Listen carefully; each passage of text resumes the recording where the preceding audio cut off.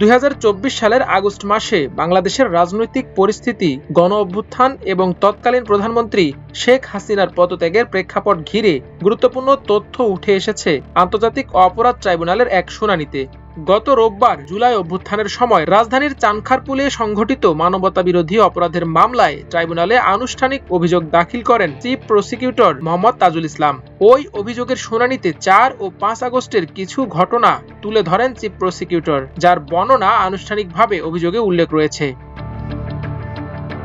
তাজুল ইসলাম বলেন, 4 আগস্ট রাতে শেখ হাসিনার নেতৃত্বাধীন সরকার গ্যাং অব 4 নামে পরিচিত 4 শীর্ষ নেতা ওবায়দুল কাদের, আনিসুল হক, সালমান এফ রহমান এবং আসাদুজ্জামান খান কামালের পরামর্শে কঠোর অবস্থানে যায়। তারা শেখ হাসিনাকে ক্ষমতা ছাড়তে নিরুৎসাহিত করেন এবং সেনা পুলিশ সমন্বয়ে আন্দোলন দমানোর পরিকল্পনা নেন।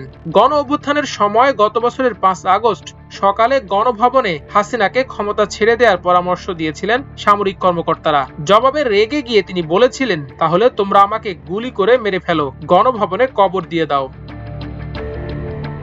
শুনানিতে চিফ প্রসিকিউটর তাজুল ইসলাম বলেন, গণঅভ্যুত্থানের ওই সময়ে শেখ হাসিনাকে পদত্যাগ করার পরামর্শ দিয়েছিলেন সংসদের তৎকালীন স্পিকার শিরিন শারমিন চৌধুরী। তবে ওবায়দুল কাদের সহ আওয়ামী লীগের শীর্ষ পর্যায়ের একাধিক নেতা এর বিরোধিতা করেন।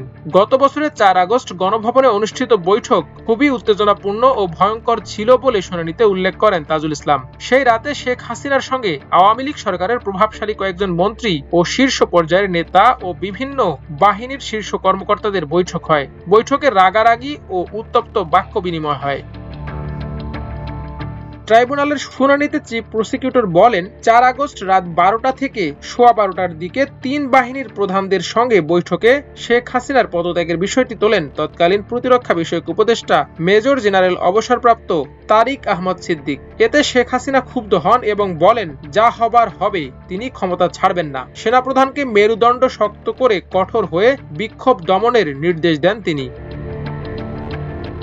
তাজুল ইসলাম বলেন, শেখ হাসিনার ওই বক্তব্যের পর তারিক আহমেদ সিদ্দিক বলেছিলেন, সেনাবাহিনী গুলি চালিয়ে কিছু লোককে মেরে ফেললে বিক্ষোভ এমনিতেই দমন হয়ে যাবে। এ সময় তারিক আহমেদ সিদ্দিক বিমান বাহিনীকে হেলিকপ্টার থেকে গুলি চালানোর কথা বলেন। তবে হেলিকপ্টার থেকে গুলি করার কথা বলায় বিমান বাহিনীর প্রধান ভীষণ রেগে যান। শেখ হাসিনার উদ্দেশ্যে বিমান বাহিনীর প্রধান বলেন, তারিক আহমেদ সিদ্দিক আপনাকে ডুবিয়েছে এবং আরো ডুবাবে। তাজুল ইসলাম বলেন, কঠোর অবস্থানে থাকার জন্য হাসিনাকে 4 আগস্ট রাতে পরামর্শ দিয়েছিলেন গ্যাং অব 4। তারা হলেন আওয়ামী লীগের সাধারণ সম্পাদক ওবায়দুল কাদের, সাবেক স্বরাষ্ট্রমন্ত্রী আসাদুজ্জামান খান কামাল, সাবেক আইনমন্ত্রী আনিসুল হক ও সাবেক প্রধানমন্ত্রীর উপদেষ্টা সালমান এফ রহমান। কোনোভাবেই নরম হওয়া যাবে না, এমন পরামর্শ দিয়েছিলেন তারা। গণভবনে 5 আগস্ট সকালের একটি বৈঠকের কথাও শুনানিতে উল্লেখ করেন চিফ প্রসিকিউটর। তিনি বলেন, বৈঠকে তৎকালীন আইজিপি চৌধুরী আব্দুল্লাহ আল মামুনকে দেখিয়ে শেখ হাসিনা বলেছিলেন, ওরা ভালো কাজ করছে, সেনাবাহিনী পারবে না কেন? তখন আইজিপি বলেন, পরিস্থিতি যে পর্যায়ে গেছে তাতে পুলিশের পক্ষেও আর বেশি সময় এমন কঠোর অবস্থান ধরে রাখা সম্ভব নয়। অস্ত্র গোলাবারুদ আর অবশিষ্ট নেই, বাহিনী ক্লান্ত হয়ে গেছে। এরপর শেখ হাসিনাকে ক্ষমতা ছেড়ে দেওয়ার পরামর্শ দেন সামরিক কর্মকর্তারা। তাজুল ইসলাম বলেন, ওই বৈঠকের এক পর্যায়ে হাসিনা রেগে যান এবং বলেন, তাহলে তোমরা আমাকে গুলি করে মেরে ফেলো এবং গণভবনে কবর দাও। ওই বৈঠক থেকে সামরিক কর্মকর্তারা শেখ হাসিনাকে গণভবনের অন্য একটি কক্ষে নিয়ে যান বলে শুনানিতে উল্লেখ করেন চিফ প্রসিকিউটর। তিনি বলেন, ওই কক্ষে শেখ হাসিনার কাছে সামগ্রিক পরিস্থিতি ব্যাখ্যা করা হয় এবং তাকে পদত্যাগ করতে আবার অনুরোধ করেন সামরিক কর্মকর্তারা। তারা বলেন, সময় দ্রুত ফুরিয়ে যাচ্ছে। বৈষম্য বিরোধী ছাত্রদের ডাকে লং মার্চ টু ঢাকা কর্মসূচির কারণে গণভবন অভিমুখে ঢাকার চারপাশ থেকে মিছিল আসছে। এক পর্যায়ে শেখ হাসিনাকে ছোট বোন শেখ রেহানা বোঝানোর চেষ্টা করেন বলে শুনানিতে উল্লেখ করেন চিফ প্রসিকিউটর। তিনি বলেন, শেখ রেহানা এক পর্যায়ে হাসিনার পা জড়িয়ে ধরেন, কিন্তু শেখ হাসিনা পদত্যাগে রাজি হচ্ছিলেন না। পরে হাসিনার ছেলে সজীব ওয়াজেদ জয়ের সঙ্গে কথা বলেন শীর্ষ সামরিক কর্মকর্তারা।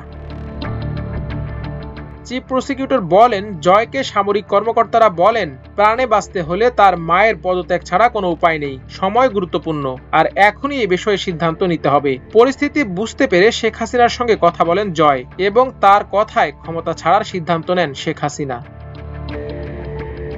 তাজুল ইসলাম আরও বলেন, শেখ হাসিনা একটি ভাষণ রেকর্ড করে টেলিভিশনে প্রচারের ইচ্ছা পোষণ করেছিলেন। তবে সামরিক কর্মকর্তারা তাতে অপারগতা প্রকাশ করেন। সময় সংকটের কারণে শেখ হাসিনাকে গোছানোর জন্য ৪৫ মিনিট সময় দেওয়া হয় উল্লেখ করে চিফ প্রসিকিউটর বলেন, কারণ গণভবন অভিমুখে লাখ লাখ ছাত্র জনতার মিছিল আসছিল। শুনানিতে তিনি আরও উল্লেখ করেন, ৫ আগস্ট বেলা ১১টায় আইএসপিআর থেকে বিটিভির মহাপরিচালককে জানানো হয় সেনাপ্রধান বেলা ২টায় জাতির উদ্দেশ্যে ভাষণ দেবেন।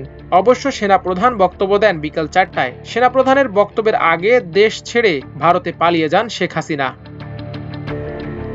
মাল্টিমিডিয়া ডেস্ক, আমার দেশ।